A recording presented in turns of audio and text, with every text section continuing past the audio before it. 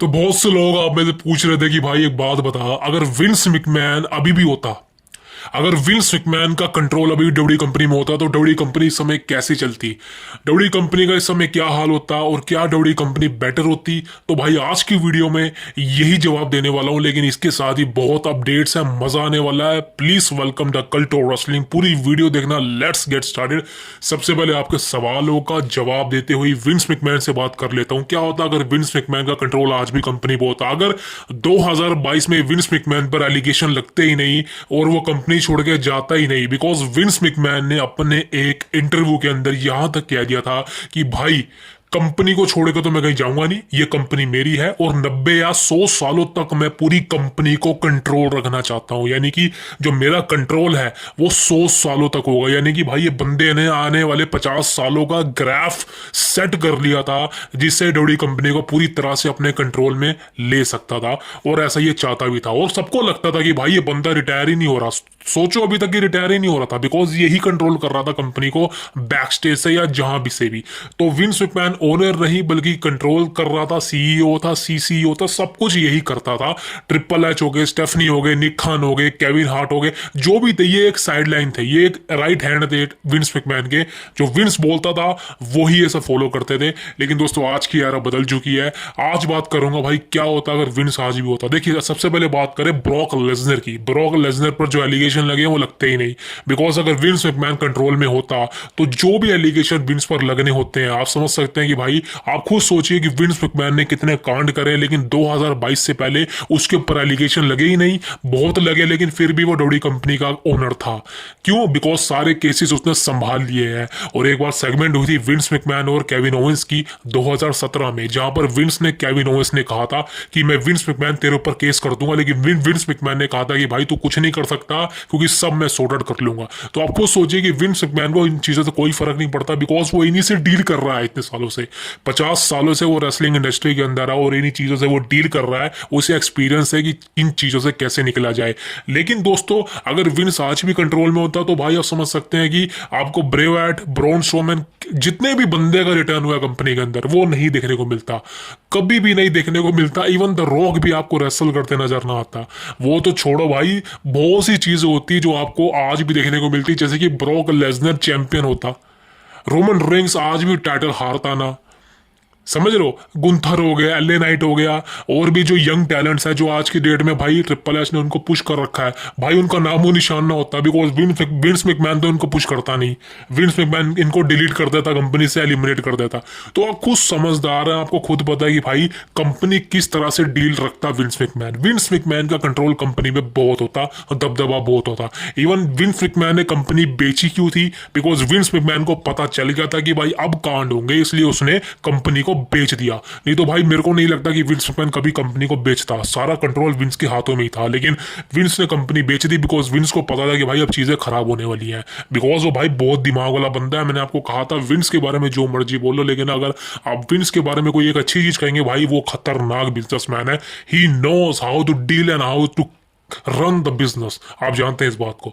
और अगर विंस का कंट्रोल आज भी होता, जैसे मैंने आपको कुछ पॉइंट बताए हैं, भाई वो चीजें बिल्कुल भी होती। अब लेकिन कुछ चीजें अच्छी भी हुई हैं, जैसे कि विंस के जाने के बाद बहुत से टैलेंट्स आए हैं कंपनी में, खासकर the best in the world CM Punk. Because अगर विंस मैकमैन आज भी कंपनी में कंट्रोल कर रहा होता तो मेरे को नहीं लगता कि विंस मैकमैन का कोई भी मतलब हक होता कि वो सीएम पंक को बुला सके। अगर सीएम पंक कंपनी में आया है वो सिर्फ इसी रीजन की वजह से आया बिकॉज विंस मैकमैन को कंपनी ने निकाल दिया।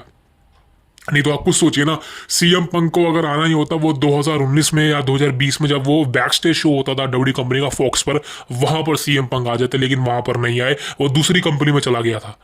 यही रीजन है कि विंस मैकमैन को बहुत लोग होते हैं जो पसंद नहीं करते। इवन कुछ लोग तो पसंद करते भी थे, लेकिन बहुत से टैलेंट ऐसे हैं जो विंस को पसंद नहीं करते थे उनकी हरकतों के लिए, इसीलिए वो कंपनी को छोड़ गए। एडम कोल हो गया, बहुत से लोग ऐसे जो कंपनी को छोड़ के चले गए।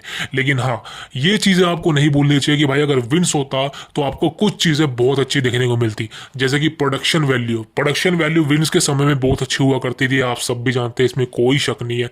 WrestleMania 39 is the last WrestleMania जो विंस ने कंट्रोल करी थी, विंस के एरा के अंदर थी। और उसके बाद आप समझ सकते हैं कि रसलमेनिया 40 इस बार की जो हुई थी, ट्रिपल एच ने वो कंट्रोल करी थी पूरी तरह से, प्रोडक्शन हर चीज़ उसने संभाली थी। लेकिन प्रोडक्शन की बात ना करो तो अच्छा ही है, because I think WrestleMania 40 one of the biggest WrestleMania होगी। लेकिन अगर प्रोडक्शन की बात करी जाए, वो वाहियात एक अरीना शो की कैपेसिटी और प्रोडक्शन उस रेसलमेनिया 40 के स्टेज से दमदार होता है। लेकिन जो रेसलमेनिया 40 में जो स्टेज इन्होंने लगाया, लाइटिंग थी ही नहीं, तो भाई आप समझ सकते हैं कि विंस की एरा में जो प्रोडक्शन थी वो कितनी अच्छी थी, और ट्रिपल एच की एरा में प्रोडक्शन कितनी खतरनाक, खत्म ही होगी एक तरह से। अब देखते हैं इस रेसलमेनिया में क्या होता है, बिकॉज इंडोर शो है और ट्रिपल एच का ये कहना था कि आउटडोर शो होते हैं, वहाँ पर हम कुछ कर नहीं सकते, बिकॉज वहाँ पे जो टेम्परेचर होता है और खासकर इन्वायरमेंट होता है वो हमारे हाथ में नहीं होता। चलो कोई दिक्कत नहीं भाई, इंडोर शो है, देख लेंगे, अब क्या करोगे तुम। So that is the biggest thing. But हाँ दोस्तों, वक्त बदलता है, वक्त के साथ साथ चैलेंजेस आते हैं, और विंस के साथ समझ सकते हो कि क्या क्या चीज़ें हुई। इसलिए विंस का जाना तो तय था। अगर आप मुझसे पूछोगे भाई मुझे किसकी यारा पसंद थी, मैं किसका ज़्यादा मतलब एंटरटेनमेंट फील करता हूँ, दोस्तों देखिए दोनों की यारा सही थी। मैं ये नहीं कहूँगा कि विंस की खराब थी, ट्रिपल एच की खराब है, या विंस की अच्छी है ट्रिपल एच की बेकार है, या ट्रिपल एच की अच्छी है विंस की बेकार है। मैं ये बिल्कुल नहीं कहूँगा। बात करूँ विंस के, जैसे मैंने बताया कि विंस की यारा में प्रोडक्शन वैल्यू अच्छी हुआ करती थी, बड़े स्टार देखने को मिलते थे, बड़े पीएलई देखने को मिलते थे, मतलब मैसिव नहीं होते थे जैसे कि आजकल तो भाई सारे शो स्टेडियम होते हैं, उस समय नहीं होते थे। लेकिन हाँ एक बात होती थी कि उस समय जब आप कोई पेपर व्यू देखते थे या कोई शो देखते थे, आपको ऐसा लगता था कि आप यहाँ पर कुछ ना कुछ बवाल होगा, और होता भी था। कभी किसी का रिटर्न, कभी किसी का रिटर्न, कभी किसी का रिटर्न, अनएक्सपेक्टेड। लेकिन आज की डेट में ट्रिपल एच की एरा में ऐसा कुछ भी नहीं हो रहा है। ट्रिपल एच की एरा में मैं ये कहूँगा कि हाँ अच्छी चीज़ें हैं, शॉकिंग चीज़ें नहीं है, लेकिन बोरिंग चीज़ें भी हैं। जैसे कि कुछ मैचेस होते हैं वो रिपीट चल रहे हैं, रिपीट, वो चीज़ें अब नहीं होनी चाहिए मेरे ख्याल से। वो विंस के समय नहीं थी, विंस के समय में भाई वो मज़ा आता था। लेकिन आज के समय में हाँ हमको फ्यूचरिस्टिक चीज़ें देखने को मिलती है, शोज बड़े हो चुके हैं, अरीना शोज की जगह स्टेडियम शोज होने लगे हैं। इवन अब तो भाई दो इवेंट, नाइट के इवेंट होने लगे। समर स्लैम भी 2 नाइट का होने वाला है, हो चुका, सॉरी रोयल रंबल 2 नाइट का हो चुका है। तो आप समझ सकते हैं कि भाई अब जो प्रोडक्शन वैल्यू है बहुत ज़्यादा हाई हो चुकी है, बिकॉज करनी भी पड़ेगी। लेकिन अब देखते हैं भाई क्या होता है। लेकिन हाँ अगर बात करें टैलेंट्स की, अगर बात करें भाई डब्ल्यू कंपनी के सुपरस्टार्स की, इवन जो लोग आना भी चाहते हैं कंपनी के अंदर, वो बखूबी बेफिक्र होकर डब्ल्यू कंपनी में ज्वाइन हो सकते हैं, बिकॉज उनको सबको पता है कि विंस की एरा खत्म हो चुकी है। विंस मैकमैन का डब्ल्यू कंपनी सब कोई लेना देना नहीं है, कंपनी सेल हो चुकी है टीकेओ को, और अब जो है विंस मैकमैन का पूरी तरह से खाता बंद हो चुका है। अब ट्रिपल एच की एरा में लोग बेफिक्र हैं। इवन आपने देखा होगा कमेंट्री में माइकल कोल भी इस बात को बोल चुका है कि ट्रिपल एच की era one of the best era है। पॉल हेमन ने यहाँ तक बोल दिया है कि ट्रिपल एच का मैं गाय हूँ। तो ट्रिपल एच एक तरह से टैलेंट की सुनता है, टैलेंट की कदर करता है, और यही रीजन है कि ट्रिपल एच की एरा को लोग बेस्ट बोलते हैं, और विंस को कोई याद भी नहीं करता, बिकॉज विंस के कारण दो तो समझ सकते हो यार मैं किस तरह की बातें कर रहा हूँ। So that is the biggest thing कि दोनों की एरा अपनी अपनी जगह ठीक है, लेकिन आज के अकॉर्डिंग 2022 के बाद ट्रिपल एच की जरूरत थी बिजनेस में, और ट्रिपल एच को तो भाई पहले से ही कंट्रोल में आ जाना चाहिए था। बिकॉज सुनने में आया था 2017 में कि ट्रिपल एच कंट्रोल करना चाहता कंपनी को, लेकिन विंस मैकमैन उसको कंट्रोल नहीं दे रहा। अब लेकिन डेस्टिनी हो चुकी है, 2022 से लेके अब तक ट्रिपल एच कंट्रोल कर रहा है। अब आप मेरे को बताइए भाई, आपको दोनों में से, ट्रिपल एच में से और विंस मैकमैन में से किसकी यारा बेस्ट लगती है? भाई मेरे को तो दोनों की यारा बेस्ट लगती थी, लेकिन अगर मैं आज की चीज़ बताऊँ, आज की अकॉर्डिंग, तो जो चीज़ें हो रही है कंपनी के अंदर सही हो रही है, सस्पेंस बना हुआ है। हाँ बोरिंग चीज़ें बहुत है, मैं ये बिल्कुल डिनाई नहीं करूंगा इस बात से कि विंस की एरा सही नहीं थी। विंस की एरा में बोरिंग चीज़ें बहुत कम हुआ करती थी, लेकिन आज की एरा के अंदर, ट्रिपल एच की एरा के अंदर बोरिंग चीज़ें बहुत ज़्यादा है, लेकिन बेस्ट है, बेस्ट भी है, बोरिंग भी है, दोनों है, मिश्रण है दोनों का। So that is the biggest thing. अब दोस्तों बात करता हूँ नेक्स्ट अपडेट के बारे में। इस गाने में द वायर 6, अब क्या बोलूँ मैं इस बारे में भाई, because wire 6 is totally damage. बिल्कुल सही सुना आपने। वायर 6 का डेब्यू जब हुआ था, पहली बात तो भाई इनका डेब्यू ही ऐसी जगह हुआ था जहां पर कोई देखना नहीं चाह रहा था। मैं चाह रहा था इनका डेब्यू बहुत बड़ा हो, लेकिन ऐसा नहीं हुआ। लेकिन दोस्तों इनका जब डेब्यू हुआ तो उम्मीदें लगाई गई कि भाई ब्रे वाइट की लेगेसी को पूरी तरह से ये फॉलो करेगी, और शुरू में इन्होंने किया भी। शुरू में इन्होंने जो ग्लिचेस दिखाए, और भाई जो इनका डेब्यू था ना, मतलब मैं ये नहीं कहूँगा डेब्यू खराब था, जगह खराब थी। मंडे नाइट रो की जगह कोई पीएलई में होता तो बेटर होता, बड़ी जगह पे। लेकिन हाँ, कोई दिक्कत नहीं, डेब्यू कमाल था। जिस तरह से बैक्स्टेज आदमी और खासकर अंकल हाउडी बो डैलस का जिस तरह से करेक्टर रिवील करा था, वो वन ऑफ द बेस्ट था। और मैंने आपको उसी वक्त कह दिया था कि अगर इस फैक्शन को, खासकर बो डैलस को अच्छी तरह बुक कर दिया तो ये पहाड़ बन जाएगी, लेकिन अगर इनको ढील छोड़ दिया तो ये फैक्शन खत्म हो जाएगी। और दोस्तों अब वही हुआ है। बिल्कुल, आपने करीबन 1 महीने से वाइट सिक्स को नहीं देखा होगा। 1 महीना पहले इनकी फ्यूड चल रही थी कैरिन क्रोस की जो टीम है उनके साथ। अब इनकी फ्यूड किसी के साथ नहीं है, कुछ पता नहीं है। कुछ हफ्ते आ जाते हैं, कुछ हफ्ते गायब हो जाते हैं, समझ नहीं आ रहा मतलब ये चीज़ क्या है, बिल्कुल समझ नहीं आ रहा। कुछ फैंस का तो यहाँ तक मान लिया, कुछ लोगों का ये भी कहना इंटरनेट पे कि भाई ये फैक्शन खत्म हो चुकी है, बिकॉज ट्रिपल एच के पास कोई भी क्रिएटिव प्लान्स नहीं है, इनके लिए कोई प्लान्स नहीं है। मैं एक्सेप्ट करूंगा इस बात को कि इनके लिए कोई प्लान्स नहीं है। आप खुद सोचिए ना, 6 बंदों की फैक्शन है, आई एम सॉरी 5 बंदों की फैक्शन है, और 5 बंदों के साथ कैसे आप, मतलब एक तो टीम बहुत बड़ी है, और डब्ल्यू कंपनी में आप समझ सकते हैं कि वुमेन्स की टैग टीम अच्छी है, लेकिन मेंस की टैग टीम में ज़्यादा कुछ बंदे हैं नहीं। स्मैकडाउन में है, रो पर इतने नहीं है, तो कहाँ भिड़ाओगे आप, कहाँ भिड़ाओगे? मैंने पहले ही कहा था अपनी एक वीडियो में जब इनका डेब्यू हुआ था कि आप इनको अलग अलग दिखाओ, बो डैलस को अलग दिखाओ, इनको अलग दिखाओ। मैंने यही कहा था, लेकिन ट्रिपल एच ने सबसे बड़ी गलती कर दी कि अंकल हाउडी को भी इनकी टीम में डाल दिया, एज ए टैग टीम बना दिया। सबसे बड़ी गलती कर दी। ऐसा लग रहा था कि फील्ड को भी तो कोई नहीं भूल पा रहा, मैं भी नहीं भूल पाता उस बंदे को भाई। उसने जो करेक्टर अकेले अपने दम पे चलाया था उस बंदे ने, भाई कुछ सोचो, वो बंदा क्या मास्टर माइंड था ब्रे वाइट। उसने अपना फील्ड का करेक्टर अकेले अपने दम पे चला दिया था। सोचो भाई, कोई फैक्शन नहीं, कुछ नहीं मेरे भाई। सोचो फील्ड का जो करेक्टर था ना, उसके वाइट वाले करेक्टर से 10 गुना ज्यादा चला था भाई। सोचो, उस बंदे ने तूफान ला दिया था भाई। अब वैसी चीज हम सोच रहे थे कि अंकल हाउडी करे, बिकॉज अंकल हाउडी भी सुपर नेचुरल पावर की तरह दिखाया गया है, लेकिन उनको टैग टीम में मैच लड़ता हुआ दिखा दिया गया, उसका पिन भी कर दिया। सबसे घटिया बात तो ये होगी कि भाई आप एक ऐसे बंदे का पिन कर रहे हो जो अपने आप को सुपर नेचुरल पावर बोलता है। कहाँ गई सुपर नेचुरल पावर? 2 गिमिक होने चाहिए थे, ये टीवी पे भी दिखाया था कि एक बो डैलस और एक अंकल हाउडी। ये 2 गिमिक होने चाहिए थे, जैसे कि ब्रे वाइट के होते थे, एक ब्रे वाइट नॉर्मल, एक फील्ड जब वो मास्क लगा के आता था। यही चीजें अंकल हाउडी के साथ हम देखना चाह रहे थे कि 2 करेक्टर को सामने लाना चाहिए था, लेकिन ट्रिपल एच के दिमाग में कभी था ही नहीं कि वो बो डैलस को पुश करे। मैंने आपको पहले ही कहा था कि भाई ये लेगेसी का चक्कर बंद करो भाई, ये तो 1 महीने का खेल होता है।